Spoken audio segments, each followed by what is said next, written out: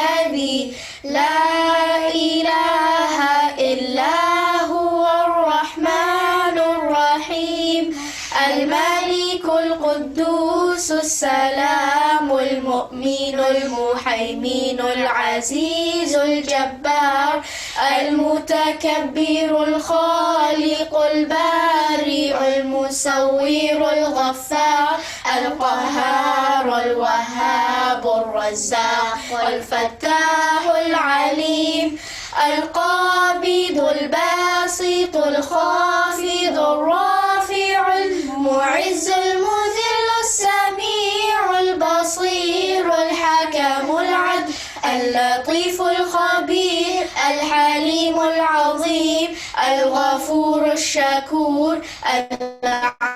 العليم الكبير الحسيب الجليل الكريم الرقيب المجيب الواسع الحكيم الودود المجيد الباعث الشهيد الحق الوكيل القوي المتين الولي الحميد المحسن المبدئ المعيد المحيي المميت الحي القيوم الواجد الماجد الواحد الأحد الصمد القادر المقتدر المقدم المؤخر الأول الآخر الظاهر الباطن الوالي المتعلي البر التواب المنتقم العفو الرؤوف مالك الملك ذو الجلال والإكرام المقسط الجامع الغني المغني المانع الضار النافع النور الحادي البديع الباقي الوارث الرشيد الصبور الذي ليس كمثله شيء وهو السميع البصير.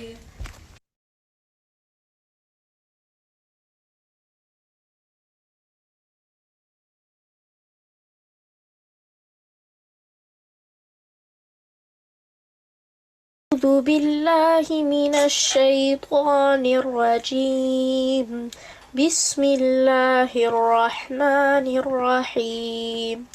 الحمد لله رب العالمين الرحمن الرحيم مالك يوم الدين إياك نعبد وإياك نستعين اهدنا الصراط المستقيم صراط الذين أنعمت عليهم غير المغضوب عليهم ولا الضالين.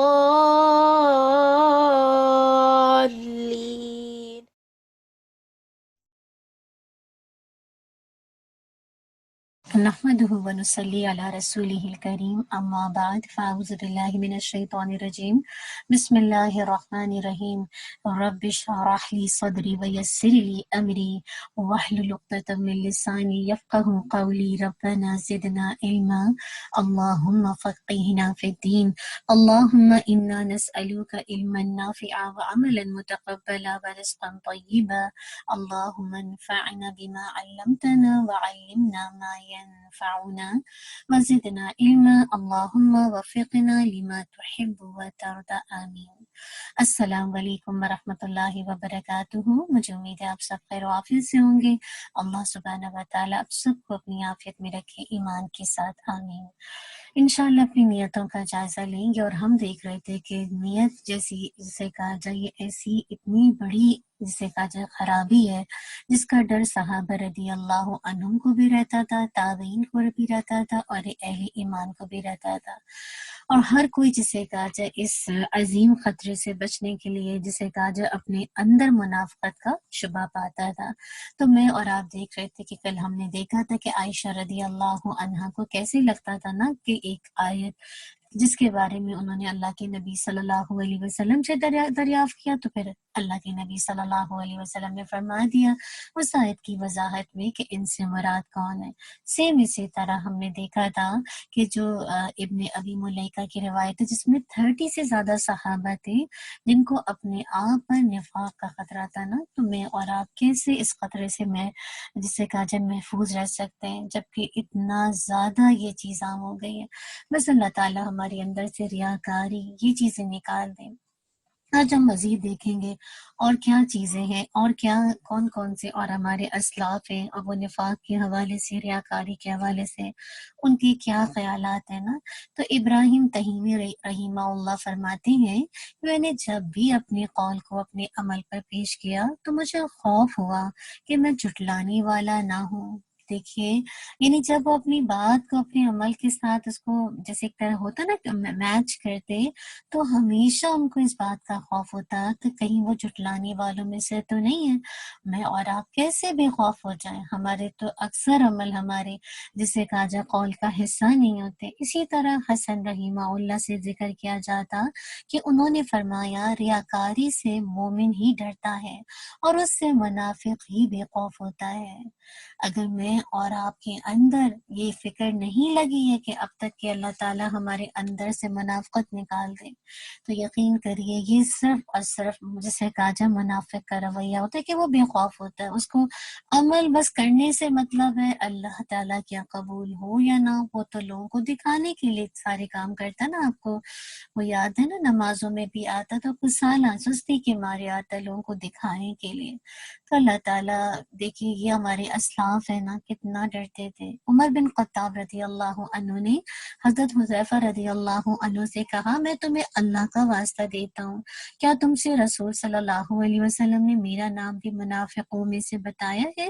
انہوں نے جواب دیا نہیں، لیکن آپ کے بعد میں کسی اور کا تذکیہ نہیں کروں گا۔ اب دیکھیے عمر رضی اللہ عنہ کے بارے میں اتنی بڑی بات جن کے بارے میں اللہ کے نبی صلی اللہ علیہ وسلم نے فرمایا تھا کہ اگر میرے بعد کوئی نبی کا سلسلہ ہوتا تو عمر رضی اللہ عنہ ہوتے۔ اتنی اللہ کے خشیت رکھنے والے، عملوں کو پھونک پھونک کر کرنے والے اور ان کو اپنی منافقت کا ڈر، سوچئے سبحان اللہ۔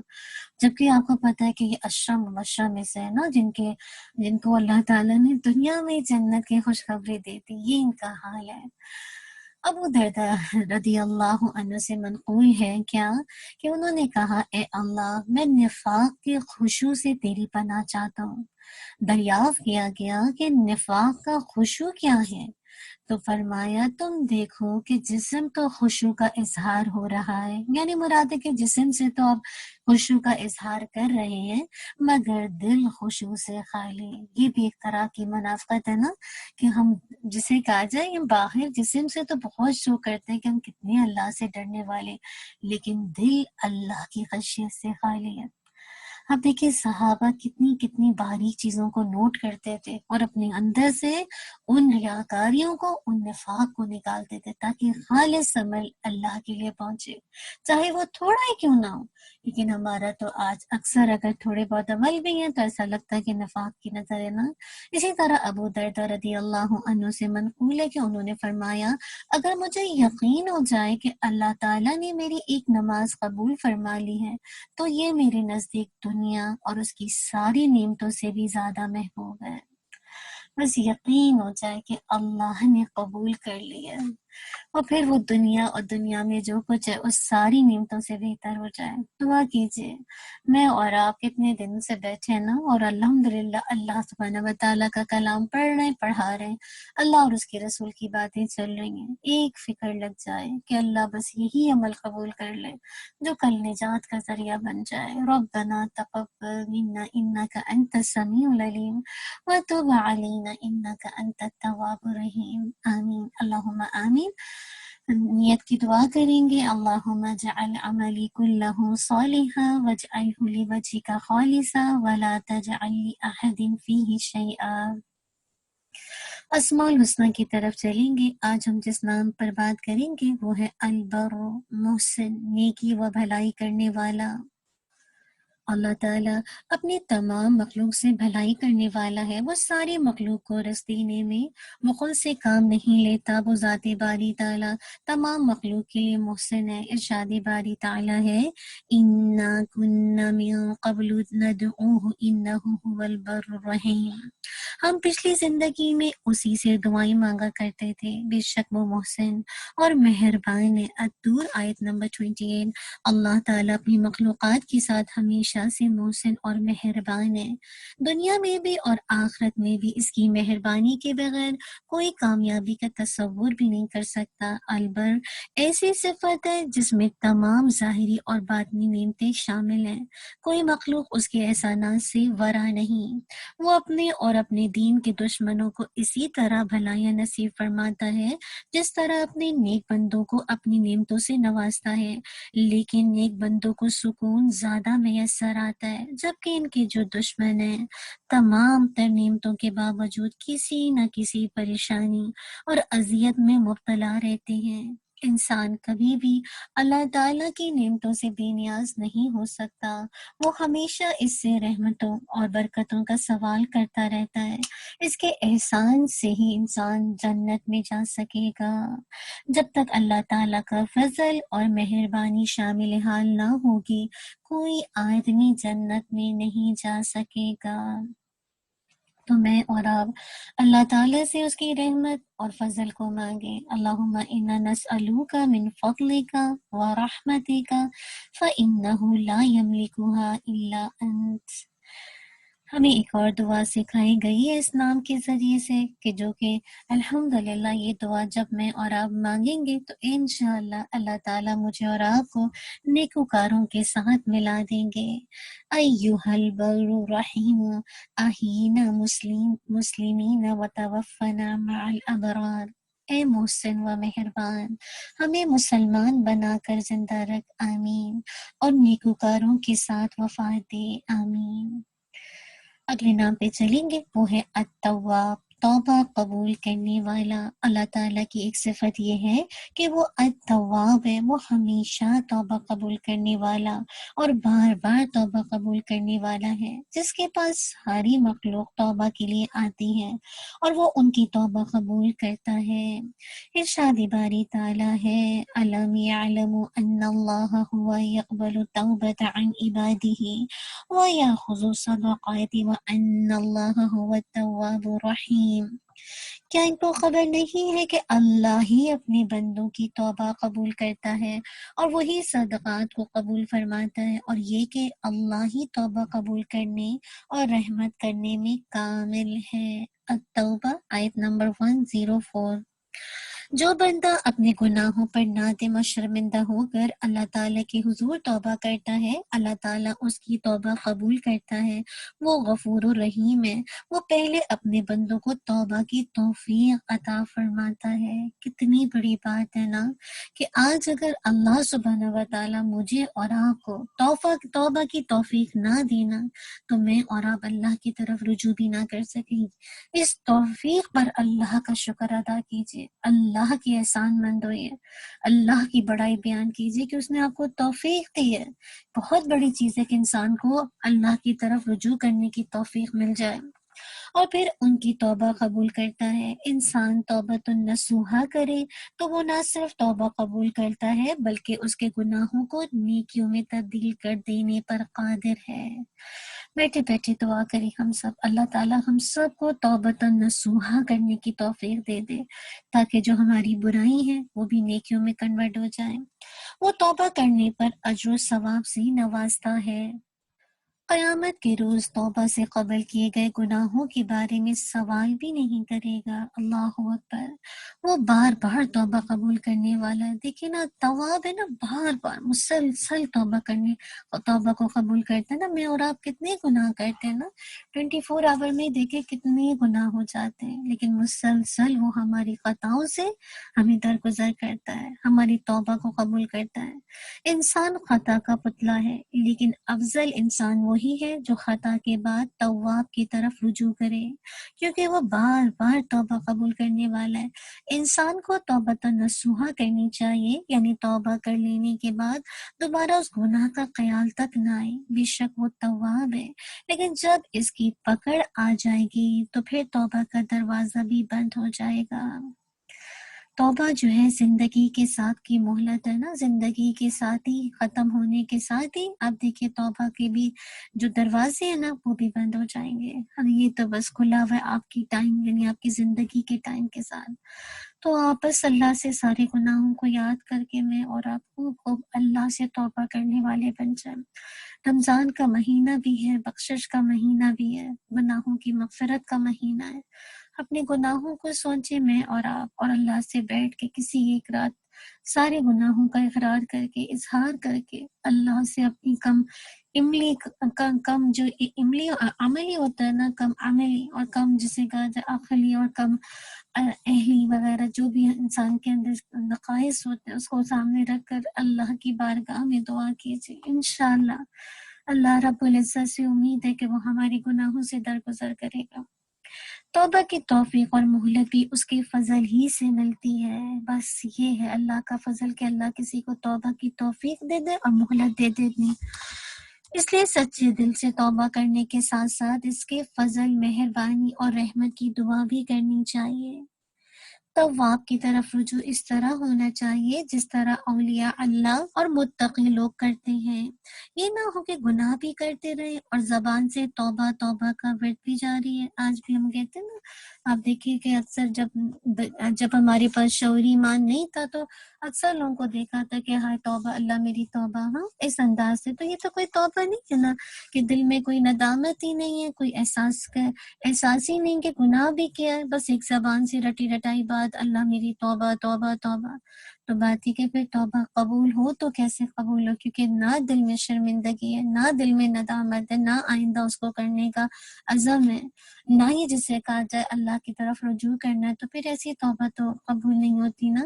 اللہ تعالیٰ مجھے اور آپ کو شعور کے ساتھ اپنے گناہوں پر معافی مانگ کر اللہ سبحانہ و تعالیٰ کی طرف رجوع کرنے والا بنا دی۔ بہت خوبصورت دعا مجھے اور آپ کو قرآن پاک میں سکھائی گئی ہے۔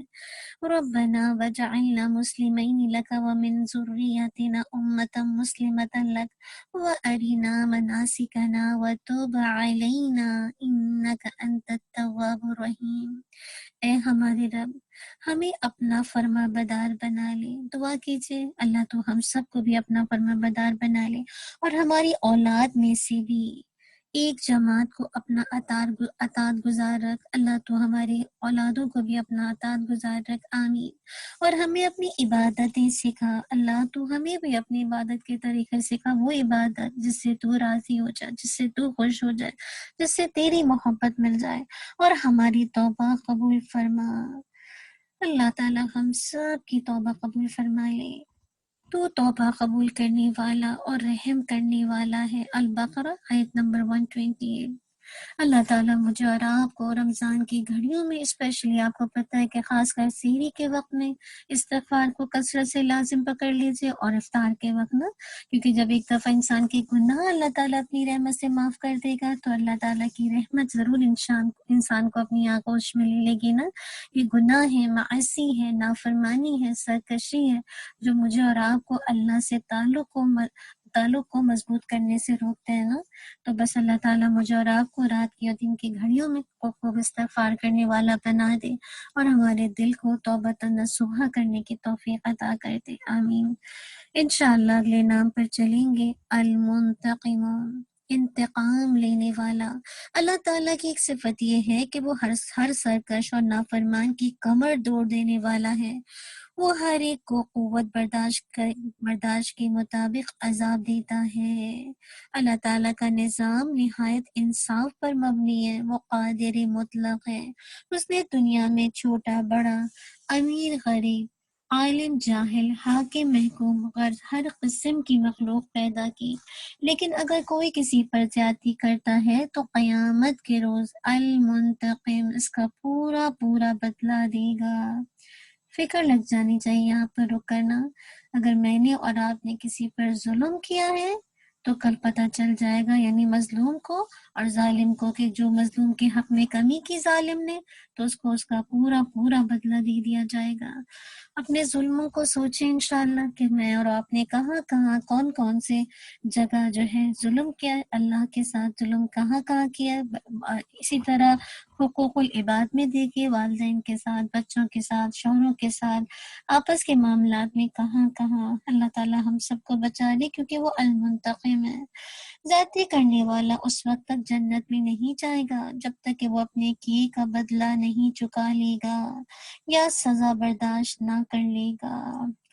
اللہ تعالیٰ تو ہمیں یوں ہی جنت میں اپنی رحمت میں داخل کر دے بغیر سزا کے، بغیر عذاب کے، آمین۔ المنتقم کے بہت سے حقوق ہیں جن کو پورا کرنا ضروری ہے۔ اگر کوئی شخص ان حقوق کو ادا کرنے میں سستی سے کام لیتا ہے تو اسے یاد رکھنا چاہیے کہ وہ سزا دینے پر بھی اسی طرح قادر ہے جس طرح توبہ قبول کرنے پر قادر ہے۔ المنتقم اپنی سلطنت میں غالب ہے، اسے کوئی مغلوب نہیں کر سکتا، کوئی اسے انتقام سے نہیں روک سکتا۔ اس کا عذاب جس کے لیے آ جائے تو کوئی اسے ٹال نہیں سکتا۔ اس کی پکڑ بڑی سخت ہے، وہ اپنے نافرمانوں سے زبردست انتقام لینے والا ہے۔ اس سے ہر حال میں ڈرنا چاہیے، اس کے انتقام سے ہر وقت پناہ مانگنی چاہیے۔ المنتقم کی انہی صفات کی بدولت انسان سرکشی سے باز رہتا ہے۔ حدیث قدسی آتی ہے، انی حرمت الظلم علی نفسی، میں یعنی اللہ نے ظلم کو اپنے اوپر حرام کر رکھا ہے، یعنی میں کسی پر ظلم نہیں کرتا۔ اہل علم اس بات پر متفق ہیں کہ بندوں کے لیے اللہ تعالیٰ نے یہ حق اپنے اوپر از خود واجب کیا ہے، ورنہ کوئی ہستی یا شخصیت ایسی نہیں جو اللہ تعالیٰ پر کسی چیز کو واجب کر سکے۔ المنتقم ازروئی حکمت جس چیز کو چاہے اپنے اوپر واجب یا حرام کر لیتا ہے۔ غم اور مصیبت سے نجات کی ہم کو ایک دعا سکھائی گئی ہے، وہ کیا ہے؟ اللہ کے نبی صلی اللہ علیہ وسلم نے غزوہ احد کے موقع پر ام سعد رضی اللہ عنہما سے، جن کے خاندان کے بہت سے افراد شہید ہو گئے تھے، کہا کہ آپ کے تمام شہداء کو جنت میں اکٹھا کر دیا گیا ہے اور ان کی اپنی خاندان والوں کے بارے میں شفاعت قبول کر لی گئی ہے۔ تو انہوں نے عرض کی، یا رسول اللہ، پس ماندگان کے لیے صبر کی دعا فرمائیں۔ تو آپ صلی اللہ علیہ وسلم نے یہ دعا فرمائی، اللہم اذہب حزن قلوبہم واجبر مصیبتہم، اے الہی ان کے دلوں کے غم دور کر دے اور ان کی مصیبت ٹال دے۔ آج بھی یہ دعا پڑھنے کے لیے ہم سب کو چاہیے کہ ہم اس کو کثرت سے پڑھیں نا، اللہم اذہب حزن قلوبہم واجبر مصیبتہم۔ بس اللہ تعالیٰ بھی ہمارے دلوں کے غموں کو دور کر دے، کیا کچھ غم ہمارے دل بھی چھپائے ہوئے نا، اور ہم سے ہماری مصیبتوں کو ٹال دے۔ اللہ تعالیٰ بس ہم سے خیر کا معاملہ کرے۔ آج گلوبل سطح پہ جو مصیبت آئی ہے جس نے لوگوں کو غم میں ڈالا ہوا ہے نا، اور اسی غم کی وجہ سے دیکھیے، اگر میں اور آپ اگر امن میں ہیں، ٹھیک ہے، اگر میرا اور آپ کا اپنے بچوں کے ساتھ، اپنے شوہروں کے ساتھ یا اپنے گھر والوں کے ساتھ کنیکشن اسٹرانگ ہوا ہے، لیکن کتنے لوگ ہیں جو مفلسی میں بھی چلے گئے، جن کے پاس کھانے کو نہیں ہے، کتنے لوگ ہیں جن کی روزگاری کا ذریعہ بند ہو گیا، کتنے لوگ ہیں جو اس آفت کے اندر آ گئے نا۔ ایک دفعہ ان کو بھی سوچئے، ان کے غموں کو بھی سوچئے۔ مومن تو ایک دوسرے کے لیے کیا ہے، سیسا پلائے ہوئی دیوار کی طرح ہے نا۔ اگر ہمیں تکلیف آئی ہے تو اگر ہمارے جسم میں کسی ایک جگہ تکلیف ہے تو پورا جسم محسوس کرتا ہے، تو میں اور آپ بھی ان کی تکلیفوں کو محسوس کریں جو بیچارے بے روزگار ہو گئے، جن کی جابیں چلی گئی ہیں۔ ٹھیک ہے، رازق اللہ ہے، اس میں کوئی شک نہیں، لیکن ہم ان کے لیے دعا تو کر سکتے ہیں نا۔ اور ساتھ ساتھ دیکھیے جو یہ پریشانی گلوبل لیول پر آئی ہے، جس کی وجہ سے جو لوگ اتنے دنیا سے جا رہے ہیں نا، ایسے موقع پر اللہ تعالیٰ بس جو ہمارے مسلمان بھائی بہن جا چلے گئے، اللہ ان کی مغفرت کر دے، ان کی درجات کو بلند کر دے۔ ضرور اپنی نمازوں میں ان کی مغفرت کی دعا مانگے۔ اب دیکھیں نا، نہ ان کی جنازے میں شریک ہوا جا سکتا ہے، نہ ان کو تدفین میں شریک ہوا جا سکتا ہے، نہ ہی ان کو اس انداز سے جو ایک عام معاملہ کیا جاتا ہے نا، جسے کسی بھی میت کے ساتھ ان کے ساتھ تو نہیں کیا جا سکتا۔ بس اللہ تعالیٰ ہم سب کو عافیت دے، اور جو اس مصیبت کی لپیٹ میں آئی ہیں اللہ تعالیٰ ان کی مشکلات کو دور کر دے اور ہمیں بھی اپنی رحمت سے عطا کر دے، آمین۔ اگلے نام کی طرف چلیں گے، اور وہ کیا ہے؟ العفو، معاف کرنے والا، گناہوں کو مٹا دینے والا۔ اللہ تبارک و تعالیٰ کی ایک صفت یہ ہے کہ وہ گناہوں اور برائیوں کو مٹانے والا ہے۔ العفو اپنے معنی کے لحاظ سے الغفور سے زیادہ مبالغے کا صیغہ ہے۔ کیوں؟ کیونکہ غفور میں ڈھانپنے کے معنی ہے، جبکہ العفو میں بالکل مٹانے کے معنی پائے جاتے ہیں، یعنی ایک دم ہر چیز کو مٹا دینا۔ ارشاد باری تعالیٰ ہے، ذالک ومن عاقب بمثل ما عوقب به ثم بغی علیہ لینصرنہ اللہ ان اللہ لعفو غفور۔ بات یہی ہے، اور جس نے بدلہ لیا اسی کے برابر جو اس کے ساتھ کیا گیا تھا، پھر اگر اس سے زیادتی کی جائے تو یقیناً اللہ تعالیٰ خود اس کی مدد کرے گا۔ بے شک اللہ تعالیٰ درگزر کرنے والا، بخشنے والا ہے۔ الحج آیت نمبر 16۔ اللہ تعالیٰ تو عفا عنہ ذنبہ وترک العقوبۃ علیہ، گناہوں کو معاف کرنے والا اور گناہوں کے باوجود عذاب نہ کرنے والا ہے۔ العفو ایمان والوں کو بھی یہی ترغیب دے رہا ہے کہ وہ درگزر کرنے والا ہے، تم بھی آپس کے معاملات میں درگزر سے کام لو۔ العفو قیامت کے روز اہل ایمان کے گناہوں پر پردہ ڈال دے گا، انہیں سب کے سامنے ذلیل و خوار نہیں کرے گا۔ اللہ تعالیٰ اپنے نیک بندوں کے عیوب پر دنیا میں بھی پردہ ڈالتا ہے اور آخرت میں بھی پردہ ڈالے گا، ان سے صرف نظر کرے گا۔ اب دیکھیں نا، یہاں پہ جو بہت اہم بات بتائی گئی نا، جب اللہ تعالیٰ عفو و درگزر کرتا ہے تو اللہ تعالیٰ اہل ایمان سے بھی یہ چاہتے ہیں کہ وہ آپس کے معاملات میں ایک دوسرے کے ساتھ عفو درگزر سے کام لیں۔ بس اللہ تعالیٰ مجھے اور آپ کو توفیق عطا کر دے، آمین۔ عفو کے ایک یہی معنی ہے، اللہ تعالیٰ پردہ پوشی کا حکم دیتا ہے۔ یہ ایک ایسی صفت ہے جس میں انسان دوستی، محبت اور اخوت کے رشتے قائم کر کے اپنے دشمنوں کو بھی زیر کر سکتا ہے۔ جب تک کسی گناہ کے کام سے معاشرے میں فتنہ و فساد کا خطرہ نہ ہو، گناہ میں ملوث لوگوں کو علیحدگی میں سمجھانا چاہیے تاکہ ان کی عزت نفس مجروح نہ ہو۔ العفو بار بار توبہ کا موقع فراہم کرنے والا ہے، اس کی طرف رجوع کیجیے۔ اللہ مجھے اور آپ کو اپنے رب کی طرف رجوع کرنے والا بنا دے۔ جو بہت ہی خوبصورت دعا آپ سب کو پتہ ہے کہ رمضان میں میں اور آپ مانگیں گے بھی، خاص کر لیلۃ القدر کے موقع پر، اللہم انک عفو تحب العفو فاعف عنی۔ اے اللہ، بے شک تو بہت معاف کرنے والا ہے، معافی کو پسند فرماتا، بس تو ہم سب کو معاف فرما دے، آمین۔ اور ایک اور دعا جو کہ بہت ہی خوبصورت ہے، مجھے اور آپ کو کوشش کرنی چاہیے کہ پڑھیں انشاءاللہ۔ اب وہ دعا کیا ہے؟ اللہم عافینی فی بدنی، اللہم عافینی فی سمعی، اللہم عافینی فی بصری، لا الہ الا انت، اللہم انی اعوذ بک من الکفر والفقر واعوذ بک من عذاب القبر، لا الہ الا انت۔ صبح و شام کے اذکار جن بہنوں کو یاد ہے وہ اپنی الحمدللہ صبح و شام کے اذکار میں اس دعا کو پڑھتی ہوں گی نا، بس شعور کے ساتھ۔ اس میں جو خاص کر عف ہے نا، یہاں پہ جو عافیت کا جو ورڈ آ رہا ہے، اس کو غور سے دیکھے گا اور اللہ سے عافیت کا سوال کیجیے گا۔ اے اللہ مجھے میرے جسم میں عافیت دے، اے اللہ مجھے میرے کانوں میں عافیت دے، اے اللہ مجھے میری آنکھوں میں عافیت دے، تیرے علاوہ کوئی عبادت کے لائق نہیں، اے اللہ میں کفر اور فقر سے تیری پناہ چاہتی ہوں اور عذاب قبر سے تیری پناہ چاہتی ہوں، تیرے علاوہ کوئی عبادت کے لائق نہیں۔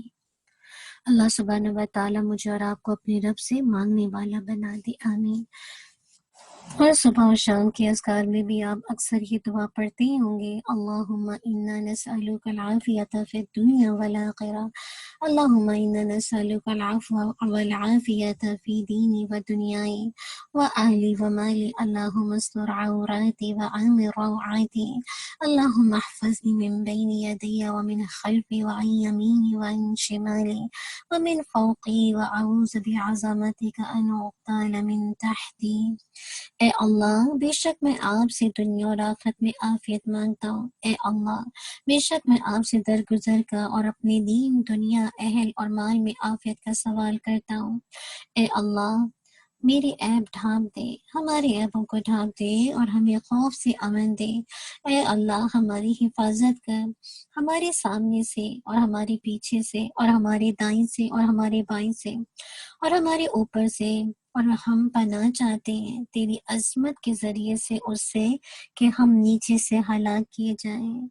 کتنی خوبصورت دعا ہے نا، اس میں عافیت کا ورڈ بھی آ رہا ہے نا، عفو کا ورڈ بھی آ رہا ہے۔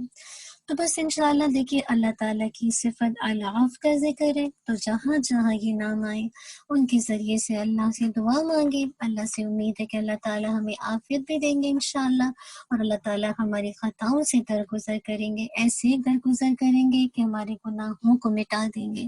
اللہ تعالیٰ مجھے اور آپ کو کثرت سے ان دعاؤں کا اہتمام کر کے اللہ سے مانگنے والا بنا دے، اور اپنے جسے کہا جائے، ایک ہوتا ہے نا کہ ہم دیکھ کے پڑھ رہے ہیں اور ایک ہوتا ہے مانگ رہے ہیں، بس اللہ سے مانگنے والے بس بن جائے ہم نا، کہ بھکاری ایسے ہوتا ہے نا، جو بیگر ہوتا ہے وہ کیسے لوگوں سے مانگتا ہے نا۔ اور آپ دیکھیے بچوں سے مانگنا سیکھیں، اگر کوئی چیز لینی ہو نا تو بچوں سے مانگنا سیکھے، بچے کیسے ماں کے پیچھے پڑتے ہیں اور لے کر دم رہتے ہیں۔ بس اللہ تعالیٰ سے ایسے آپ مانگیے کہ بس اللہ سے مغفرت لے کے اٹھیے۔ اور آپ کو پتہ ہے نا کہ اللہ کے نبی صلی اللہ علیہ وسلم کی حدیث کا مفہوم آتا ہے کہ ہلاک ہو گیا وہ شخص جس نے رمضان کا مہینہ پایا اور اپنی مغفرت نہ کروائی ہو۔ تو اللہ تعالیٰ سے توفیق مانگیں گے، اللہ تعالیٰ ہم سب کی مغفرت کر دے، ہم سب کو معاف کر دے، درگزر کر دے، اور ہمیں اپنے ایمان کی تجدید کا موقع دے کہ جتنی بھی زندگی ہے اللہ شعور ایمان کے ساتھ ہماری گزر ہو جائے، آمین۔ اگلے نام کو دیکھیں گے، الرؤوف، نہایت شفقت کرنے والا۔ اللہ تعالیٰ کی صفات میں سے ایک صفت یہ ہے کہ وہ اپنے بندوں سے نہایت شفقت کرنے والا ہے۔ الرؤوف الرحیم سے زیادہ مبالغے کا صیغہ ہے، سبحان اللہ۔ یعنی جو الرؤوف ہے نا وہ الرحیم سے زیادہ، مبالغے کا مطلب کیا ہوتا ہے؟ ایگزیجریشن، زیادتی کے معنوں میں نا، یعنی اس صفت میں انتہائی مہربان، ایک ہوتا ہے مہربانی اور ایک ہوتا ہے بہت زیادہ مہربانی نا، اور انتہائی رحم اور انتہائی نرمی کرنے والے کے معنی پائے جاتے ہیں۔ اس کی یہ بڑی مہربانی ہے کہ طاقت سے زیادہ کسی پر بھی عبادت کا بوجھ نہیں ڈالتا، بلکہ بیمار اور مسافروں سے نرمی کرتا ہے۔ اب دیکھیے اللہ تعالیٰ نے ہمیں کتنی رخصتیں دی ہیں نا، کہ اگر آپ رمضان کے مہینے میں مسافر ہیں یا بیمار ہیں، روزہ نہیں رکھ سکتے تو کوئی بات نہیں، بعد میں گنتی پوری کر لیں، اور اگر بعد میں بھی رکھنے کی صلاحیت نہیں ہے تو دوسرا آلٹرنیٹ موجود ہے، فدیہ دے دیں۔ تو یہ اللہ کی کتنی بڑی مہربانی ہے۔ آپ سوچیں نا، اگر جیسے اس سے پہلے جو قومیں تھیں ان میں کتنی سختی تھی، مطلب بعض چیزوں میں آپ دیکھیں نا، مطلب ان کو مطلب اتنی چیزوں کے اندر جسے کہا جائے اس طرح کی سہولتیں نہیں دی گئی تھی، آج ہمیں کتنی سہولت دی گئی ہے، کتنا معتدل دین ہے نا۔ بس میں اور آپ اللہ تعالیٰ کی شریعت کی قدر کرنے والے بن جائیں۔ علامہ عبد الرحمن بن ناصر السعدی رحمہ اللہ فرماتے ہیں کہ اللہ تعالیٰ کے اسماء الرحمن، الرحیم، البر، الکریم، الجواد، الرؤوف، الوہاب وغیرہ میں ربوبیت والی صفات ہیں۔ اور ربوبیت کیا ہوتی ہے؟ خالق، مالک، مدبر۔ ارشاد باری تعالیٰ ہے، وَيُحَذِّرُكُمُ اللَّهُ نَفْسَهُ وَاللَّهُ رَءُوفٌ بِالْعِبَادِ۔ سبحان اللہ، میں بھی یہی بیٹھے بیٹھے غور کر رہی ہوں کہ دیکھیے اللہ، اس کا ترجمہ پہلے سنیے، اللہ تعالیٰ تمہیں اپنی ذات سے ڈرا رہا ہے، اور اللہ تعالیٰ اپنی بندوں پر بڑا ہی مہربان ہے۔ ایک طرف تو یحذر تحذیر، ڈرانا یعنی خوف زدہ کرنا، یعنی بیسیکلی ایسا خوف کہ جو انسان کو گناہوں سے روک دے، نافرمانی سے روک دے نا، سرکشی سے روک دے۔ ساتھ ہی ساتھ جب اللہ تعالیٰ ہمیں ڈراتے ہیں اپنے نفس سے، ساتھ ہی اللہ تعالیٰ جو اپنی صفت لے کر آتے ہیں، دیکھیے رؤوف بالعباد، یعنی ایسا ڈر ہم لے کر آئیں کہ ہم گناہوں سے بچیں، ایسا ڈر نہ لے کر آئیں کہ ہم سارے کام کاج چھوڑ کے جسے کہا جائے خیر بات کہہ کے قرآن کو کہیں کہ بس اس سے بہتر تو یہی زندگی ہے جو پہلے گزار رہے تھے نا. اسی لیے کہہ دیا اللہ تعالیٰ رؤوف بالعباد بھی ہے، بہت زیادہ مہربان بھی ہے. اگر آج تم ڈر جاؤ گے اور اپنے نفس کو بچا لو گے، مراد ہے کہ اپنے نفس کا تزکیہ کر لو گے، تو تم دیکھو کہ اللہ جسے کہا جائے رؤوف میں بہت مہربان ہے، بندوں پر بہت زیادہ شفقت کرنے والا ہے، بہت زیادہ مہربانی کرنے والا ہے. بس اللہ تعالیٰ کی جو صفت ہے الرؤوف ہے نا، مجھے اور آپ کو سمجھ میں آ جائے. دوسرے مقام پر فرمایا واللہ یعلم وانتم لا تعلمون ولولا فضل اللہ علیکم ورحمتہ وان اللہ رؤوف رحیم. اللہ تعالیٰ سب کچھ جانتا ہے اور تم کچھ بھی نہیں جانتے. ہمارے پاس تو تھوڑا سا علم آتا ہے اور ہم سمجھتے ہیں کہ 4 کتابیں پڑھ کے پتہ نہیں ہم کتنا آگے سے بولتے ہیں نا. اللہ تعالیٰ کہہ رہے تم تو کچھ بھی نہیں جانتے. یہ بات نہ ہوتی اگر تم پر اللہ تعالیٰ کا فضل اور اس کی رحمت نہ ہوتی، اور یہ بھی کہ اللہ تعالیٰ بڑی شفقت کرنے والا اور مہربان ہے. یہ اللہ کا فضل و کرم ہے، رحمت ہے، اور ساتھ اللہ کا رؤوف و رحیم ہونا ہے، جس کی وجہ سے میں اور آپ آج دنیا میں ہیں. بس اللہ تعالیٰ اللہ تعالیٰ کی رحمت ہے. ورنہ دیکھیں نا، میں نے اور آپ نے گناہ کر کے ہم نے تو اپنی جانوں پر خود ظلم کیا ہے. بس اللہ تعالیٰ ہمیں وہ علم سکھا دے جو میں اور آپ نہیں جانتے، وہ شفقت کرنا سکھا دے جو میں اور آپ نہیں جانتے، وہ رحمت سکھا دے لوگوں پر کرنا جو میں اور آپ نہیں جانتے، اور وہ اللہ اپنا فضل ہمیں دے دے جو میں اور آپ نہیں، جو مجھے اور آپ کو نہیں ملا. اللہ تعالیٰ ہم سب کو عطا کر دے. سورہ النور آیت 19 اور 20. انسان پختہ ارادے کے ساتھ توبہ کرتا ہے، لیکن کیا ہوتا ہے؟ پھر گناہ میں مبتلا ہو جاتا ہے. انسان یہ کام اتنی تیزی کے ساتھ کرتا ہے کہ اسے احساس بھی نہیں ہوتا. ابھی ہم صبح کریں گے کہ آج سے ہم نے یہ کرنا، اور عین اسی دن آپ کا امتحان ہوگا. یعنی وہ صبح بھی، وہ دن بھی نہیں گزرا ہوتا، اور آپ اسی جو آپ نے جو ایک چیز کا ارادہ کیا ہوتا ہے، توبہ کی ہوتی ہے، اور آپ دوبارہ شام تک اسی گناہ میں انڈلج ہوتے ہیں. بعض اوقات تو گناہ اس قدر بے خیالی اور بغیر سوچے سمجھے کرتا رہتا ہے کہ وہ پیچھے مڑ کر بھی نہیں دیکھتا. لیکن یہ اس الرؤوف کی کریمی ہے کہ اپنے بندوں کو آزمائش میں ڈال کر ان کو احساس دلاتا ہے. اللہ اکبر. دیکھیے، اگر آزمائشیں نہ آئے نا تو انسان کو کبھی بھی احساس نہ ہو کہ اللہ کی طرف پلٹنا بھی ہے، اس کی طرف رجوع بھی کرنا ہے، اس کی طرف واپس بھی جانا ہے. یہ جو آزمائشیں آتی ہیں نا، پھر انسان اللہ کی طرف جو ریپینڈ کرتا ہے. کتنے لوگ آپ نے قرآن کے سفر میں سنا ہوگا کہ ان پر کوئی آزمائش آئی اور ان کا اللہ تعالیٰ کے ساتھ تعلق جڑ گیا. بس دعا کیجئے جب کبھی اللہ کی طرف سے کوئی آزمائش آئے، کوئی مصیبت آئے، کوئی پریشانی آئے، ایک تو یہ کہ واویلا نہ کریں. یہ نہیں کہ آپ مانگیں اللہ سے، نہیں، مانگیں نہیں، مانگنے کبھی نہیں چاہیے. اللہ سے عافیت کا ہی سوال کرنا چاہیے، لیکن اگر آ جائے تو اللہ سے صبر مانگیے اور اللہ کی طرف لوٹ جائیے. یعنی یہ چیز آپ کو اللہ سے اور قریب کر دے. اسی لیے کہا کہ وہ اپنے بندوں کو آزمائش میں ڈال کر ان کو احساس دلاتا ہے کہ وہ کس قدر برائی میں پھنس چکے ہیں.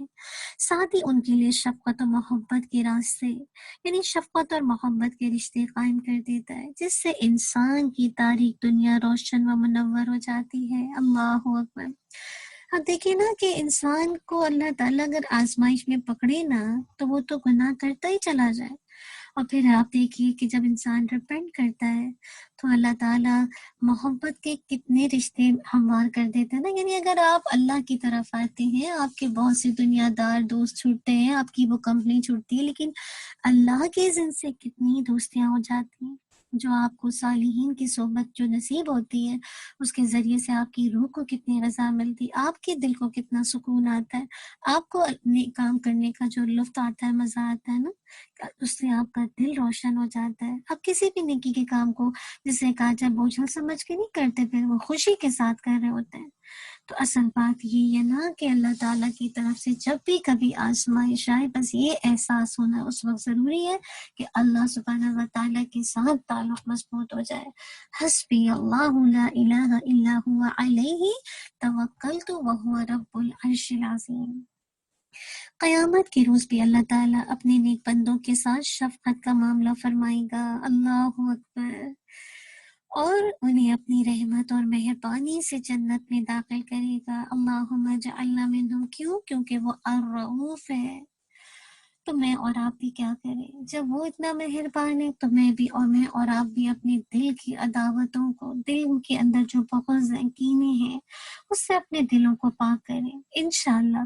کیونکہ آپ کو پتہ ہے نا کہ اگر اللہ کے حق میں کمی کی تو اللہ چاہے گا تو اپنی رحمت سے معاف کر دے گا، جس کو چاہے گا عذاب دے گا۔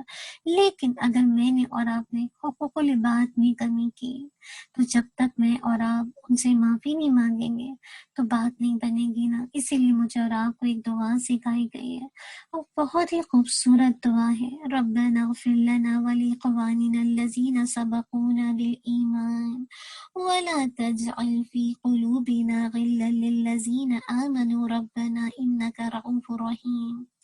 اے ہمارے رب ہمیں بخش دے، آمین، اور ہمارے مسلمان بھائیوں کو جو ایمان پر گزرے، اور اے آمین، اور اے اللہ ہمارے دل کو مومنوں کی طرف سے صاف رکھ۔ بس یہ ہے جو غیر آ جاتا ہے نا آپس میں ایک دوسرے کے خلاف، بس ہمارے دلوں کو صاف رکھ لے۔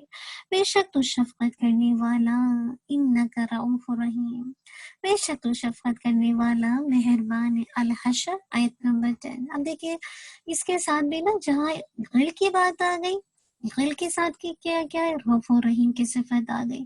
رحیم تو ہے ہی مہربانی، لیکن رؤوف کے اندر سب کچھ آ جاتا ہے، مہربانی بھی آ جاتی ہے، رحم بھی آ جاتا ہے، شفقت بھی آ جاتا ہے۔ تو آج سے انشاءاللہ کوشش کریں گے جہاں ہم اللہ تعالیٰ کے نام الرحمن رحیم کو بہت استعمال کرتے ہیں، آج سے الرؤوف کو بھی اپنی زندگی میں زیادہ استعمال کرنا شروع کیجیے، اور اللہ تعالیٰ کی اس صفت کے اندر چونکہ بہت زیادہ مبالغہ ہے، ایگزیجریشن ہے، تو اللہ تعالیٰ سے امید کریں گے اللہ تعالیٰ ہم پر مہربان ہوگا، ہم پر رحم فرمائے گا انشاءاللہ، اور ہم پر جسے کہا جائے شفقت کرے گا۔ آمین، اللہم آمین۔ اللہ تعالیٰ ہم سب کی دعاؤں کو قبول کر لے، اور ہمیں ان ناموں پر غور و فکر کر کے ہم سب کو اپنے رب کی معرفت دے دے، بڑائی دے دے، اللہ تعالیٰ سے تعلق کو مضبوط کر دے، اس کی محبت دے دے، اور اس کی عظمت کا احساس ہمارے دل پر جسے کہا جائے چھا جائے، جس کی وجہ سے میں اور آپ گناہوں سے رک جائے۔ آمین، ایسی خشیت آ جائے۔ آمین، اللہم اقسم لنا من خشیتک ما تحول به بین وبین معاصیک ومن طاعتک ما تبلغنا به جنتک۔ آمین۔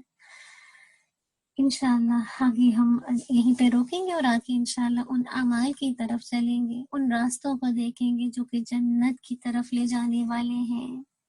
بس دعا یہی ہے کہ اللہ تعالیٰ جب ہم ان اعمال کو سنیں تو اللہ سے توفیق مانگیں کہ اللہ تعالیٰ ہمیں ان اعمال کو کرنے کی توفیق دے دے، تاکہ ان کے ذریعے سے میں اور آپ اپنے جو کام کرتے ہیں ان کو اور اللہ کی رضا کے لیے کریں، احسان کے درجے پر کریں، اور اللہ کو راضی کرنے کے لیے کریں، اور اس کی دیدار کے لیے کریں۔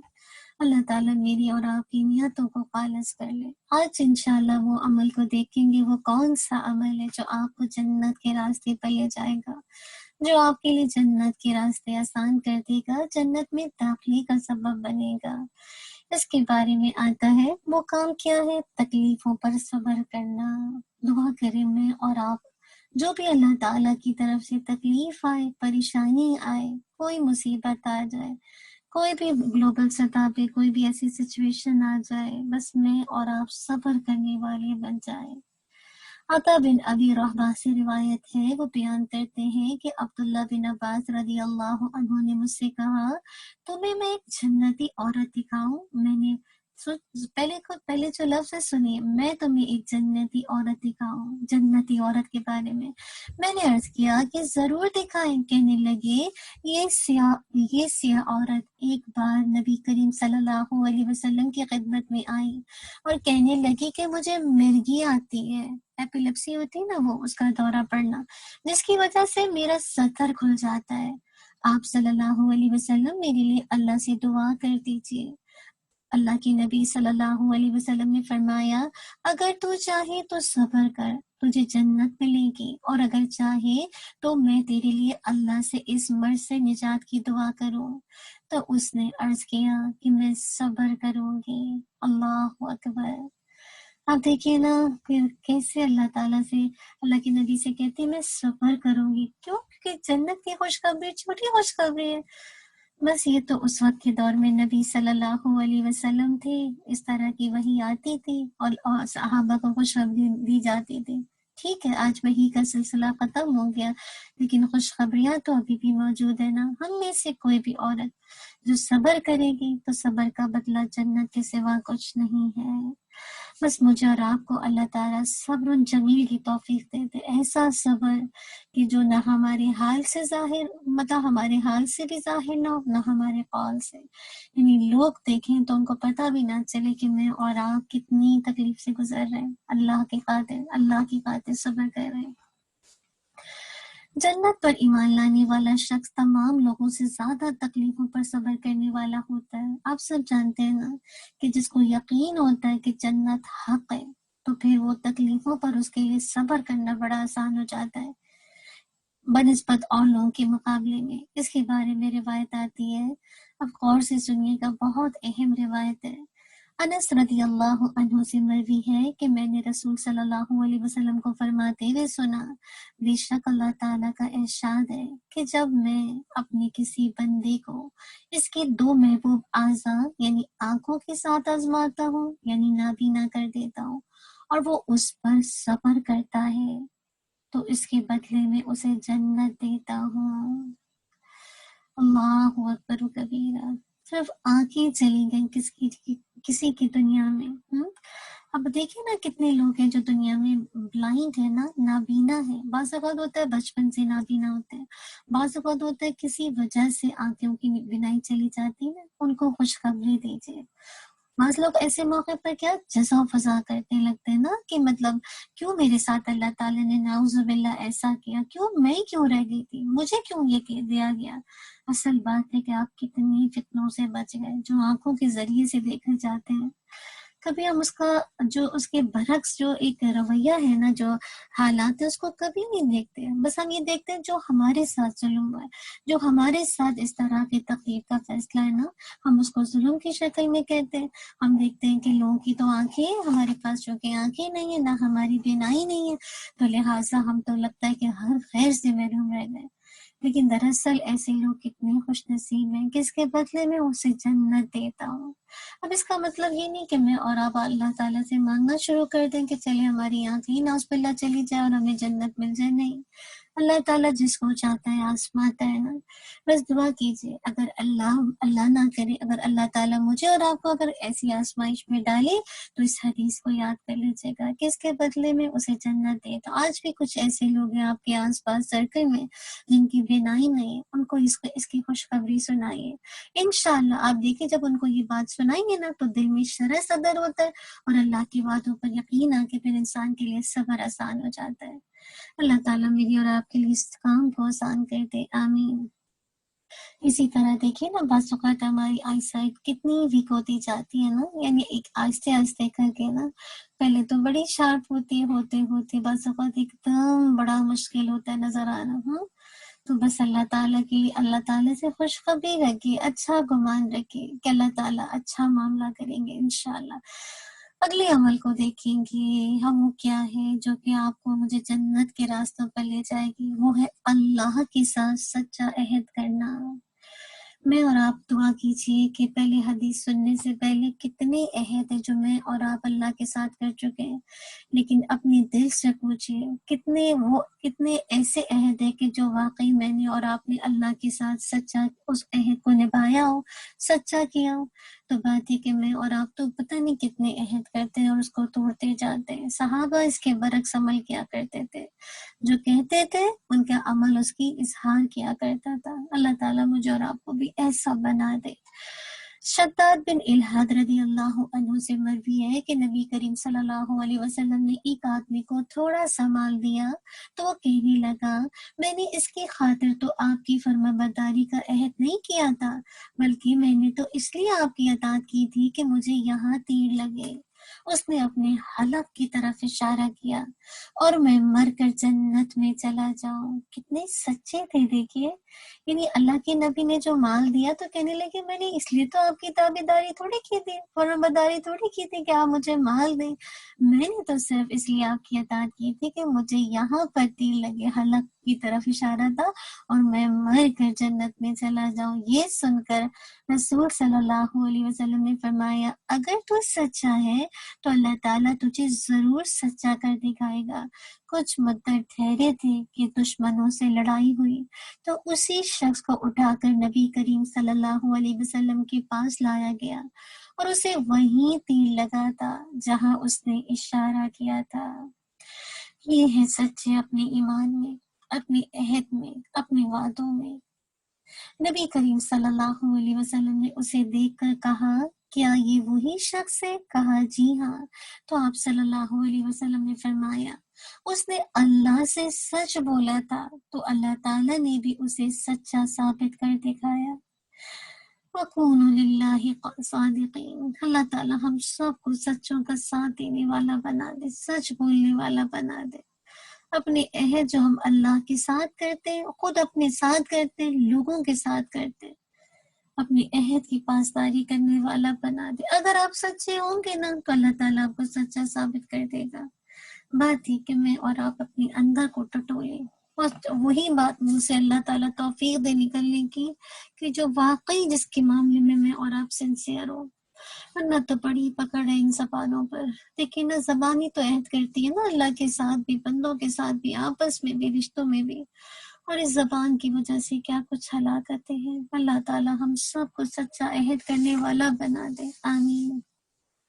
اگلے عمل کی طرف چلتے ہیں، اور وہ کیا کہ آپ سب جانتے ہیں کون سا مہینہ ہے؟ رمضان کا مہینہ ہے نا، اور کون سا مہینہ ہے؟ قرآن کا مہینہ۔ انشاءاللہ جو شخص روزہ رکھے گا اللہ کی رضا کے لیے، آپ کو یاد ہے جو شخص ایک روزہ رکھتا ہے، اور خاص کر نفلی روزے کی طرف اشارہ تھا کہ جو شخص اللہ کی رضا کے لیے ایک روزہ رکھتا ہے، اللہ تعالیٰ اس کے چہرے کو 70 سال کی مسافت سے جہنم سے دور رکھے گا۔ تو یہ تو مہینہ ہی روزوں کا ہے اور قرآن کا، تو انشاءاللہ جو ان کو لازم پکڑ لے گا وہ بھی جنت میں داخل ہوگا، جنت کے راستوں پر چل پڑے گا۔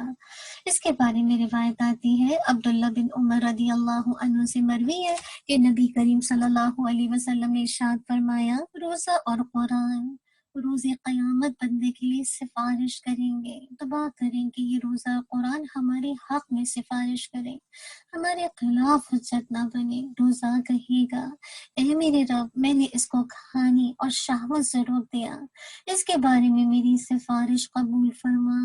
اور قرآن کہے گا میں نے اس کو رات کے وقت سونے سے روک دیا، اس کی بابت میری سفارش قبول فرما۔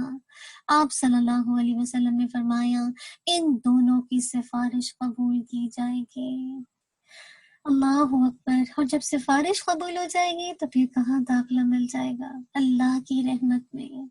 بس لازم پکڑ لیجیے اپنے ساتھ قرآن کو اور روزوں کو۔ آپ سب جانتے ہیں کہ الحمدللہ ہم سب اللہ کی رحمت سے رمضان کے روزے رکھ رہے ہیں۔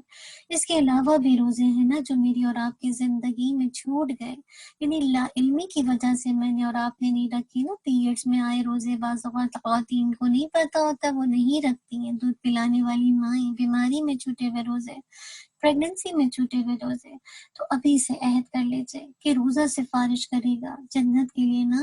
تو میں اور آپ اپنے روزوں کے حساب و کتاب کو دیکھیں، اور اگر اب تک فرض روزے کسی وجہ سے نہیں پورے ہو سکے تو فدیہ بھی دیجیے، کیونکہ سال کے اندر اگر آپ پورے نہیں کرتے تو پھر فدیہ بھی دینا پڑتا، اور پھر آپ کو ساتھ جسے کہا جائے ساتھ جو ہے آپ نے جو ہے پھر اس کے مطلب اگر آپ لوٹا سکتے ہیں تو لوٹائیں گے، ورنہ پھر صرف فدیہ سے کام لیں گے۔ لیکن اگر ابھی طاقت ہے اور لوٹانے کی تو پھر آپ کو لوٹانا ضروری ہے۔ تو انشاءاللہ ابھی رمضان میں بیٹھے بیٹھے ان کاموں کی لسٹ بنائیے، کتنے روزے چھوٹے، کب پیریڈ آیا تھا، کس وقت سے روزے رکھنے شروع کیے۔ انشاءاللہ آپ دیکھیں گے جتنا آپ اس پہ ورک کریں گے آپ کے لیے روزہ رکھنا آسان ہو جائے گا۔ اور آپ کے لیے سہولت کے لیے پہلے بھی آپ کو بتا چکی ہوں، بہت آسان سا کیلنڈر بنا لیجیے اپنے کس کے روزوں کے مطابق، نفلی روزوں کے مطابق۔ آپ کو پتہ ہے شوال کے 6 روزے آئیں گے، پھر آپ کو پتہ ہے کہ منڈے اور تھرسڈے کا روزہ جسے کہا جائے اللہ کے نبی صلی اللہ علیہ وسلم رکھا کرتے تھے نا، کیونکہ اس دن جسے کہا جائے ہماری اعمال اللہ کے حضور پیش ہوتے ہیں نا، تو اللہ کے نبی صلی اللہ علیہ وسلم کی خواہش ہوا کرتی تھی کہ آپ روزے کی حالت میں ہو۔ پھر اسی طرح جو فل مون کے روزے ہیں 13 14 15 ایام 20 کے روزے، انشاءاللہ اسی طرح بہت سے نفلی روزے ہیں، جیسے آپ محرم کا روزہ رکھتے ہیں 9 10 کا، اسی طرح جو ہے وہ ذی الحجہ کا روزہ رکھتے ہیں نا، یا تو 9 عرفہ کے دن کا روزہ کہہ لیجیے، یا پورے 10 ڈیز رکھ لیجیے، آپ 9 ڈیز رکھ لیجیے آپ ٹو یو۔ اسی طرح بہت سارے روزے نا، تو آپ ان کو اسکیجول کر لیجیے اپنے فرض کے ساتھ اور ان کے مطابق اپنا شروع کر دیجیے۔ انشاءاللہ آپ دیکھیں گے کہ بہت جلد آپ کے فرائض بھی پورے ہو جائیں گے اور آپ کے دل سے بوجھ بھی اتر جائے گا، کیونکہ یہ سفارش کرنے والے نا چھوٹے کام نہیں ہے نا، یہ فرائض ہیں جو اللہ تعالیٰ نے مجھ پر اور آپ پر عائد کیے۔ لوگوں کو بتائیے، اگر آپ کے پورے ہوئے ہوئے ہر چیز تو لوگوں کو آگے بتائیے، تاکہ آپ کے ذریعے سے اگر کوئی اپنے فرائض کو مکمل کرتا ہے تو اس نیکی میں سے اللہ تعالیٰ آپ کو بھی اجر دیں گے۔ بس اللہ تعالیٰ مجھے اور آپ کو اہتمام کرنے والا بنائے، آمین۔ پھر اگلا عمل جو کہ بہت ہی خوبصورت ہے، اور وہ کیا ہے؟ سب سے پہلے نبی کریم صلی اللہ علیہ وسلم جنت کے دروازے پر دستک دیں گے۔ اللہ اکبر۔ ابو مالک رضی اللہ عنہ سے مروی ہے کہ نبی صلی اللہ علیہ وسلم نے فرمایا، میں جنت کے دروازے پر آؤں گا اور دروازہ کھولنے کی درخواست کروں گا تو چوکیدار کہے گا آپ کون ہیں؟ میں جواب دوں گا کہ میں محمد صلی اللہ علیہ وسلم۔ وہ کہے گا کہ مجھے حکم دیا گیا تھا کہ آپ سے پہلے کسی کے لیے دروازہ نہ کھولو۔ آپ کو تو الحمدللہ اللہ تعالیٰ نے تو آپ کی اگلے پچھلے سارے گناہ معاف کر دیے تھے نا، اسی لیے آپ کے لیے سب سے پہلا دروازہ کھلے گا۔ اور ہم سب جو نیکیاں کرتے ہیں، ٹوٹی پھوٹی چھوٹی موٹی، ان نیکیوں میں سے بھی اللہ کے نبی کو اجر ملتا ہے صلی اللہ علیہ وسلم۔ اللہ اکبر۔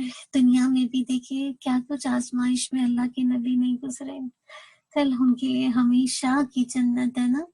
لیکن غم نہ کریں، میں اور آپ بھی غم نہ کریں، میں اور آپ بھی انشاءاللہ ایمان لانے کے بعد، عمل صالح کرنے کے بعد ضرور جنت میں داخل ہوں گے، اللہ کی رحمت سے، اللہ کی دی ہوئی توفیق سے، کہ کیسے داخل ہوں گے۔ اور دعا کیجیے کہ اکثر ہم جسے کہا جائے کبھی کسی کو دیکھتے نا مالدار تو ہم رش کرتے ہیں، اللہ تعالیٰ نے اس کو کتنا مال دیا ہے، کتنا خوش ہے، اس کی زندگی کتنی آسان ہے، نہیں پتا اس مالداری کے پیچھے کتنی آزمائش ہے، کتنی وبائیں ہیں، کتنی مصیبت ہے۔ تو آپ کو تو پتہ ہی ہوگا کہ جہاں اللہ کے نبی سب سے پہلے جنت کا دروازہ کھولیں گے، ان کے لیے کھولا جائے گا، وہاں جسے کہا جائے جنت پہ جن کو سب سے پہلے داخلہ ملے گا وہ فقراء ہوں گے۔ تو اللہ کے نبی صلی اللہ علیہ وسلم کے بعد سب سے پہلے جو ایمان لانے والے جو ہوں گے فقراء داخل ہوں گے جنت میں۔ اللہ اکبر۔ میں آپ ایمان لائے ہیں نا اور عمل صالح کی کوشش کر رہے ہیں، اب دیکھیں گے میں اور آپ فقراء کی کیٹیگری میں ہے کہ نہیں۔ اس کے بارے میں روایت آتی ہے کہ عبداللہ بن عمر رضی اللہ عنہ سے مروی ہے کہ اللہ کے نبی صلی اللہ علیہ وسلم نے فرمایا، کیا تم جانتے ہو کہ اللہ عز و جل کی مخلوق میں سے سب سے پہلے جنت میں کون داخل ہوگا؟ صحابہ کرام رضی اللہ عنہ نے کہا، اللہ اور اس کا رسول ہی زیادہ جانتے ہیں۔ فرمایا، ہجرت کرنے والے فقراء جن کی وجہ سے سرحدوں کی حفاظت ہوتی ہے اور مصائب سے نجات ملتی ہے، ان میں کئی ایک اپنی خواہش سینے میں دبائے ہی فوت ہو جاتا ہے اور اسے پوری کرنے کی بھی استطاعت نہیں رکھتے۔ اللہ اکبر۔ یہ ہے جسے کہا جائے ان کی انٹری سب سے پہلے جنت میں ہوگی۔ اب دیکھیے ہجرت کرنا کوئی چھوٹا عمل ہے، کیسے اپنے جس وطن کو چھوڑنا، گناہوں سے ہجرت کرنا، اللہ کی نافرمانی سے ہجرت کرنا، معصیت سے ہجرت کرنا، سرحدوں کی حفاظت کرنا۔ اللہ اکبر۔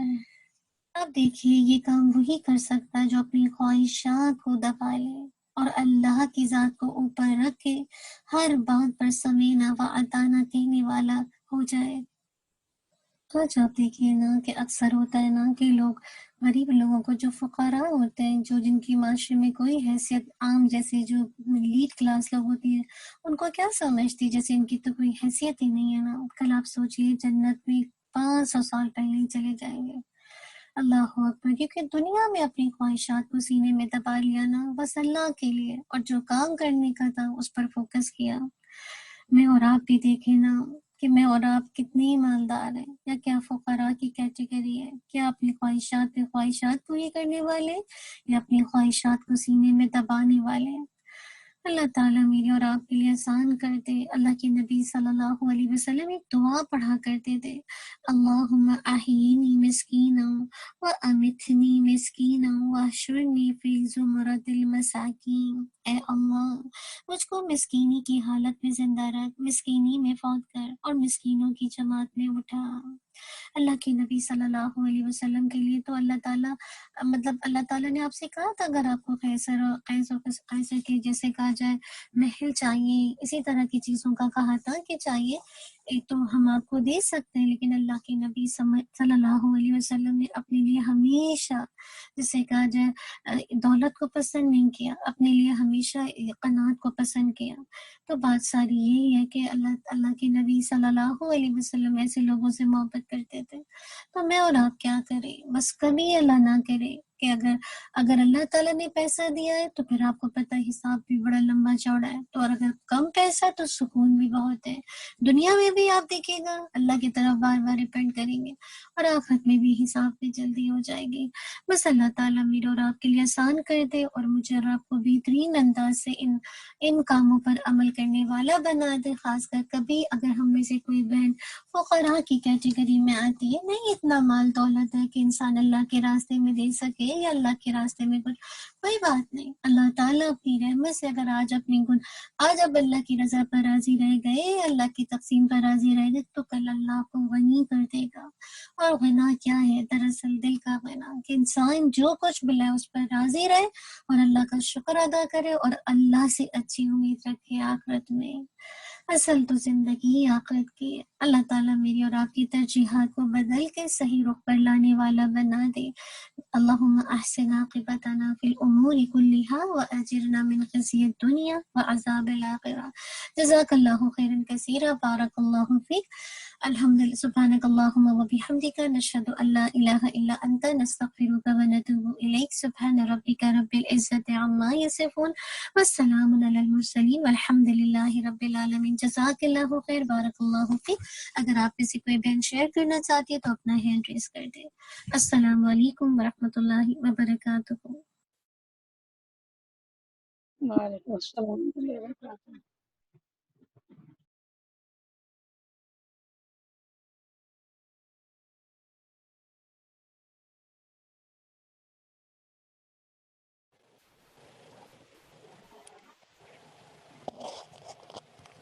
جی اگر آپ میں سے کوئی سے شیئر کرنا چاہتی ہیں پلیز آپ نے ہینڈ ریز کر دیجیے. جی سسٹر عافیہ پلیز آپ لے لیجیے. السلام علیکم ورحمۃ اللہ وبرکاتہ. وعلیکم السلام ورحمۃ اللہ وبرکاتہ. جزاک اللہ خیر سسٹر فاطمہ، ماشاء اللہ آج کا بھی بہت اچھا ریمائنڈرز بہت اچھے تھے. میں یہ دیکھ رہی تھی کہ اللہ تعالیٰ کی جو صفت ہے التواب، بہت توبہ قبول کرنے والا، اور ہمیں الحمدللہ یہ بھی اب فہم ہو گیا ہے کہ اللہ تعالیٰ توبہ کو کس قدر پسند فرماتا ہے، اور اس کو کتنا کہہ لیں کہ امپورٹنس دیتا ہے، اور اس کو کتنا زیادہ وہ پسند کرتا ہے کہ بار بار پلٹ کر آنے والوں کا درجہ اللہ تعالیٰ کی نظر میں اس کی اہمیت اور اس کی عزت کتنی ہے. تو میں یہ دیکھ رہی تھی کہ ہم لوگ بھی جیسے آپس میں، خیر یہ میں تو بشری حوالے سے کہوں گی کہ واقعی میں بشر اور رب کا تو کوئی کمپیریزن کہیں ہے ہی نہیں، لیکن بہرحال اللہ تعالیٰ نے یہ صفت ہم میں بھی رکھی ہے کہ ہم بھی ایک دوسرے کو معاف کریں، ہم بھی ایک دوسرے اور اس پسند بھی فرمایا. لیکن ہمارے معاف کرنے میں کتنی بعض دفعہ وہی بات ہے، ریاکاری بھی آ جاتی ہے، بعض دفعہ ہمارے معاف کرنے میں عہد شکنی بھی ہوتی ہے کہ ہم بظاہر تو معاف کر دیتے ہیں لیکن کہیں نہ کہیں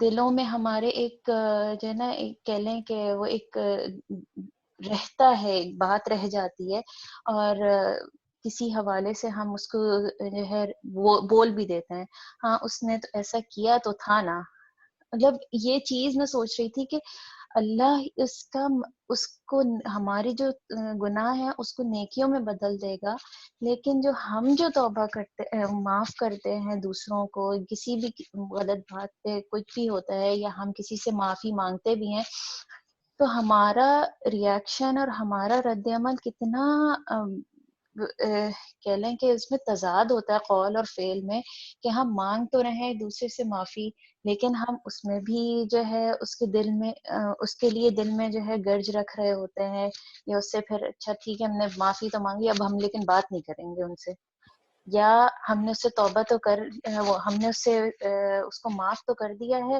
لیکن اب آئندہ اس سے کوئی معاملہ نہیں کریں گے۔ تو یہ ہمارے دل کا کتنا بڑا چور ہے کہ اب مطلب ہمیں معاف کرنا آتا ہی نہیں ہے، ہمیں معافی مانگنی آتی ہی نہیں ہے ایک دوسرے سے۔ تو صحیح ہم پہلے ایک دوسرے سے معافی مانگنا سیکھیں گے تو ہم اللہ تعالیٰ کی تواب ہونے کی صفت کو سمجھ سکیں گے۔ تو اس چیز نے مجھے بہت زیادہ کہہ لیں کہ جھنجھوڑا ہے، کہ میں اپنے لیے خاص طور پہ دیکھوں گی کہ میں ہر دفعہ رمضان سے پہلے کوشش کرتی ہوں کہ سب سے معافی تلافی کروں، لیکن پھر وہی چیز جو ہے دل میں رمضان ختم ہوتا نہیں ہے کہ وہی چیز دل میں دوبارہ امٹنے لگتی ہے کہ اس نے تو میرے ساتھ ایسا کیا تھا، اس نے میرے ساتھ ایسا بولا تھا۔ اللہ تعالیٰ ہمیں بھی اپنے قول و فعل میں جو ہے یکساں کر دے۔ جزاک اللہ خیر کثیرہ۔ بارک اللہ عافیہ، بہت اہم بات آپ نے کہی کہ واقعی اللہ تعالیٰ جب ہمارے گناہوں کو ایسے مٹاتے ہیں کہ دیکھتے بھی نہیں، یعنی کہ الحمدللہ جو انسان کے جو گناہ ہیں وہ بھی نیکیوں میں بدل جاتے ہیں، کیونکہ وہ العفو ہے نا، یعنی نہ صرف بالکل گناہوں کو معاف کر دے، مٹا دیتا ہے، یعنی ذکر بھی نہیں ہوتا۔ اور کہاں یہ کہ ویسا ہم معاف کرنے والے بن جائیں، آپ صحیح کہہ رہی ہیں، کیونکہ ہم پر مسئلہ وہی ہوتا ہے نا، مجھے جو فیل ہوتا ہے کہ ہم انسان ہیں نا، کمزور ہیں، بشری کمزوری کے تقاضے کی وجہ سے، پلس نفس کے قلبی کی وجہ سے، بیرونی رکاوٹیں جو چاہے وہ شیطان کی طرف سے ہوں یا شیطان نما انسانوں کی طرف سے ہوں، تو آپ دیکھیے وہ مسلسل آپ کو نا مطلب بدی کی طرف ہی راغب کرتی ہیں نا۔ اور ایسے موقع پر بس اللہ سے دعا ہی کر سکتے ہیں کہ اللہ تعالیٰ ہمیں بھی ایسے ہی لوگوں کو معاف کرنے والا بنا دے، جیسا بھی آپ نے بے مینشن کیا۔ شک۔ بارک اللہ، بارک اللہ۔ آمین۔ سسٹر سلمہ پلیز آپ لے لیجیے۔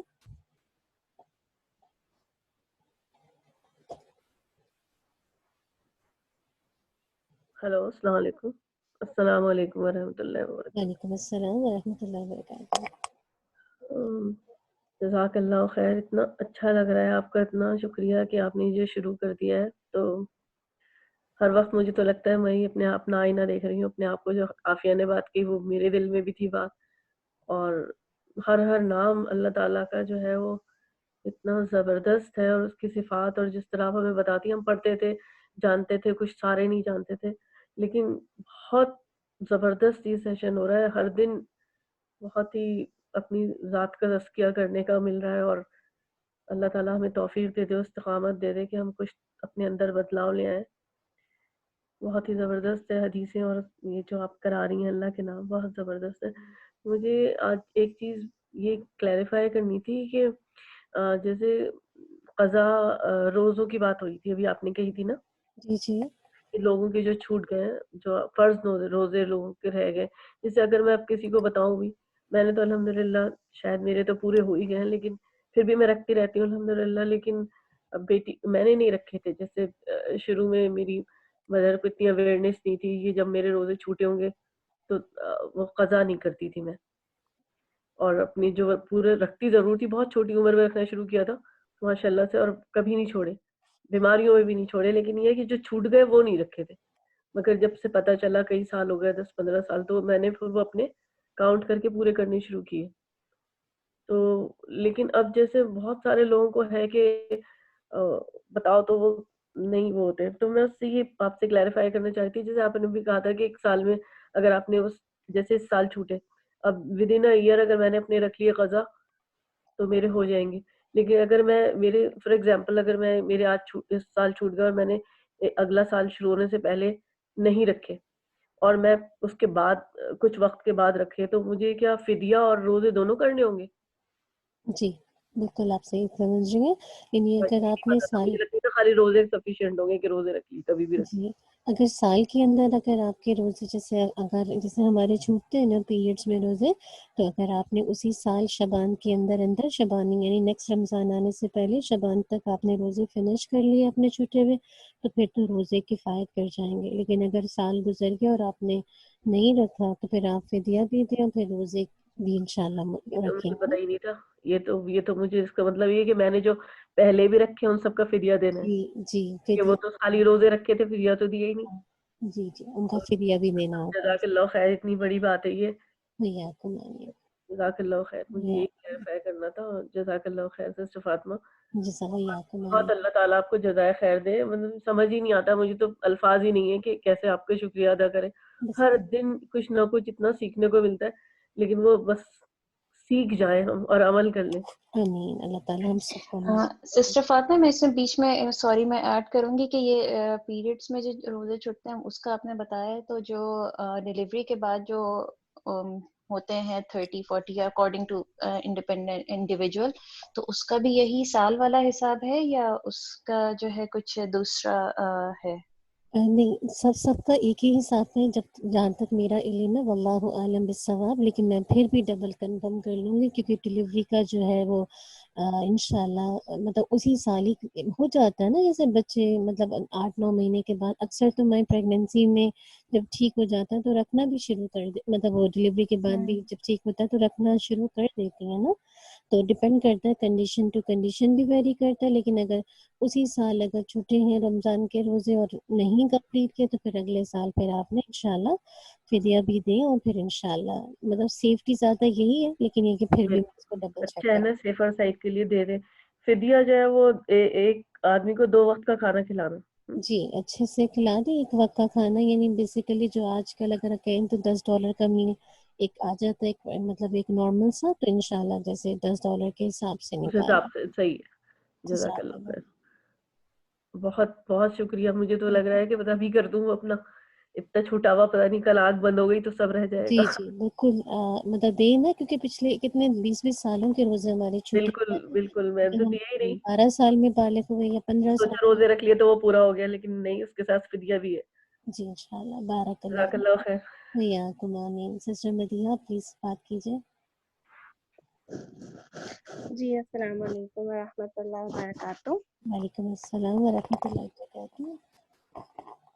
یہ جو سسٹر عافیہ نے بات کی نا الحمدللہ لوگوں کو معاف کرنے کی، اور پھر اس کے ساتھ ہم نے سینے کی بھی دعا پڑھی تھی، ربنا اغفر لنا ولاخواننا الذین، لوگوں کو معاف کرنا. اور مجھے یہ لگ رہا تھا کہ سبحان اللہ، مطلب اللہ تعالیٰ ہمیں یہ دعا سکھا رہے ہیں اور اس کے بعد کہہ رہے ہیں کہ اللہ رؤوف ہے تو کتنا لنک، مطلب کیسے اللہ نے لنک بنایا ہے نا رؤوف کا، کہ جیسے اللہ سبحانہ تعالیٰ شفقت کرتا ہے ویسے ہم لوگ بھی معاف کر دیں گے. کینہ جو ہے اسی لیے ہوتا ہے کہ کسی نے ہمیں ہرٹ کیا ہوتا ہے نا، ایک تو اس وجہ سے ہوتا ہے، اور ایک جیسے میں بہت زیادہ جیسے میں اس چیز پہ غور کرتی ہوں کہ کیوں کچھ لوگوں سے ہمیں گرجز ہوتی ہیں نا، تو بیسکلی وہ جیلسی بھی ہوتی ہے پیچھے نا، مطلب کہیں نہ کہیں کوئی ہڈن جیلسیز ہوتی ہیں، اور کچھ رشتوں میں جیلسی زیادہ ہوتی ہیں نا، وہ نیچرل ہوتی ہیں، تو ان پہ مستقل ورک کرنا نا. اور سم ٹائمس کیا ہوتا ہے کہ کوئی ٹریگرنگ ایونٹ ہوتا ہے، جیسے آپ ٹھیک ہے کہ آپ بھول جاتے ہیں، وہ بہت پرانی بات ہو گئی، اور ایک دفعہ کسی سسٹر نے یہ بھی کہا تھا کہ ہرٹ ہوئے ہوتے ہیں تو وہ بات کسی وجہ سے یاد آ جاتی ہے نا، تو بالکل ایسا ہی ہوتا ہے کہ کوئی ٹریگرنگ ایونٹ ہوتا ہے نا، تو جب وہ ٹریگرنگ ایونٹ ہوتا ہے آپ کی لائف میں، کوئی ایسا ٹیسٹ آتا ہے تو وہ پرانی بات آپ کو پھر یاد آ جاتی ہے نا، تو اس وقت وہ نیگیٹو تھاٹس جو ہے نا وہ آپ کو پھر آپ کے ہارٹ کے اندر آتی ہیں. بیسکلی سب آپ کے بورڈز ہیں نا، مطلب یہ جو کینہ ہے نا وہ سب سے زیادہ آپ کو خود ہی ڈیمیج کرتا ہے، کیونکہ اس کو تو پتہ ہی نہیں ہے جس کے خلاف آپ نے رکھا ہوا ہے، پتہ ہی نہیں ہے، تو وہ آپ اتنے اذیت میں رہتے ہیں. تو اس کا کیا علاج ہونا، تو اس کا علاج ایک تو یہی دعا ہے، اور دوسرا یہی ہے کہ بس مطلب جیسے ایک دفعہ میں نے کسی کا سنا تھا کہ آپ اس کے بارے میں کوئی پازیٹیو بات سوچ لیں، کیونکہ کوئی بھی شخص کمپلیٹلی تو برا نہیں ہوتا نا، تو اس میں کچھ نہ کچھ اچھائی ضرور ہوتی ہے، اس نے کبھی نہ کبھی آپ کے ساتھ کوئی نیکی ضرور کی ہوتی ہے، اور انفیکٹ نیکی زیادہ کی ہوتی ہے اور برائی کم کی ہوتی ہے نا، تو کوئی پازیٹیو بات سوچ لیں اس وقت. اور اگر آپ کو وہ بھی اس وقت نہیں سمجھ آئے تو جیسے کل میں ایک کلپ واچ کر رہی تھی، ایک سائیکالوجسٹ ہے، تو وہ جیسے ہیلپ کر رہی تھیں کہ کس طرح آپ اپنی مائنڈ کو ڈائیورٹ کریں ان نیگیٹو تھاٹ سے، کہ آپ وہ پاسٹ سے نکل کے پریزنٹ کے اندر واپس آئیں، کیونکہ ہوتا ہے کہ ہم پاسٹ میں چلے جاتے ہیں.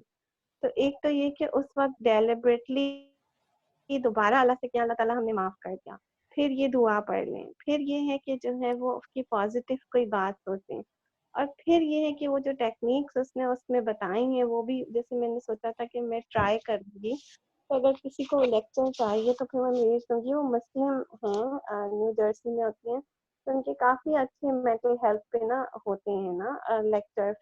تو اس میں انہوں نے جیسے اس طرح کی ٹیکنیکس بتائی تھی کہ آپ اس پاسٹ سے آپ نے پریزنٹ میں واپس آنا ہے، کہ فوکس کریں تو وہ نیگیٹو تھاٹس جو ہیں ان کو نکالنے کے لیے نا. لیکن مجھے لگتا ہے یہ مسلسل جہاد ہے ہمارے نفس کا، اور ہم بس صرف اس بات کو اگر سمجھ جائیں نا کہ وہ ہمارے اپنے لیے بوجھ ہے نا، کیونکہ اس کو تو پتہ ہی نہیں ہے جس کے خلاف ہم نے گرجز رکھی ہیں نا. جزاک اللہ خیرا. جی سسٹر مدینہ بارک اللہ فیک. واقعی اس طرح کی چیزیں جو آپ نے بھی شیئر کی ہیں یہ واقعی ہیلپ کرتی ہیں نا، کیونکہ جہاں دعاؤں کے ذریعے سے آپ اللہ تعالیٰ سے مدد مانگیں گے وہاں یہ کہ پازیٹیو تھنکنگ آپ کو بہت ہیلپ کرتی ہے. آپ کی سوچ کا نظریہ ہی مطلب سوچ کی جو ایک آپ سوچتے ہیں نا پورا مائنڈ آپ کا سیٹ اپ چینج ہو جاتا ہے نا. اور میں یہی سوچ رہی تھی کہ یہ قرآن سب سے بیسٹ ریمیڈی ہے جو آپ کی سوچوں کا تزکیہ کرتا ہے. اور اگر آپ اس میں دیکھیں اللہ کے نبی صلی اللہ علیہ وسلم کی جو نبوت کا سلسلہ شروع ہوا، تو اگر آپ اس میں غور سے دیکھیں تو سب سے پہلے جو اللہ کے نبی نے لوگوں کا تزکیہ کیا، سوچوں کا تزکیہ کیا نا. جب سوچ بدل گئی نا تو اللہ کی ذات پھر بڑی آ گئی، پھر سارے جتنے بھی مفادات ہیں پیچھے رہ گئے نا، سارے جرائم سارے گناہ پیچھے ہو گئے، ایک اللہ کی ذات بڑی ہو گئی نا. تو بس یہ کہ ہماری سوچ بس اللہ تعالیٰ پازیٹیو دے دے. ایسے موقع پر کسی کے خلاف بھی گرجز ہے یا کوئی بھی بیڈ فیلنگ ہے تو ایسے موقع پر بس اللہ سے دعا بھی کرے اور پازیٹیوٹی کو انشاءاللہ یاد رکھے نا. بارک اللہ سسٹر مدیہ، بہت اچھا، اللہ تعالیٰ آپ کو جزائے خیر دے. انشاءاللہ یہیں پہ سیشن کو کمپلیٹ کریں گے. وآخر دعوانا الحمدللہ رب العالمین. سبحانک اللہم و بحمدک، نشہد ان لا الہ الا انت، نستغفرک و نتوب الیک. سبحان ربک رب العزت عما یصفون وسلام علی المرسلین الحمد للہ رب العالمین. جزاک اللہ خیر، بارک اللہ فیک. السلام علیکم ورحمۃ اللہ وبرکاتہ. وعلیکم السلام ورحمۃ اللہ وبرکاتہ.